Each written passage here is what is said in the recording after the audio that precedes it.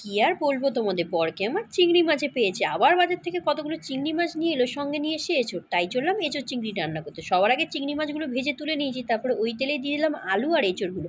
আলু আর এঁচোড় ভালোভাবে ভেজে নেওয়ার পর কড়াইয়ে তেল ছিল না, দিলাম আরেকটু তেল আর সঙ্গে গরম মশলা, একটা শুকনো লঙ্কা। তারপর দিলাম দুটো বড় সাইজের পেঁয়াজ।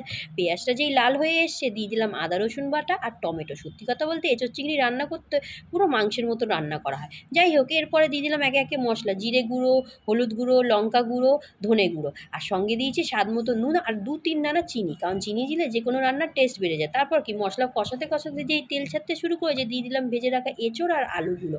আর এরপরে আরেকটু কষিয়ে নেব। কষিয়ে নেওয়ার পর দিয়ে দিলাম পরিমাণ মতো জল, তবে বেশি জল না, আর এঁচোড়টা সেদ্ধ হতে যেটুকু জল লাগে। তারপর আলু এঁচোড় সেদ্ধ হয়ে গেলে দিয়ে দিলাম চিংড়ি মাছগুলো। ব্যাস, চিংড়ি মাছ দিয়ে আরেকটু নাড়িয়ে নিয়ে এবার এটা নামিয়ে নেবো। নামানোর আগে ওতে অবশ্যই নুন মিষ্টিটা চেক করে নেবো। আমি চললাম এঁচোড় চিংড়ি খেতে। আর তোমাদের কেমন লাগলো কমেন্টে জানিও।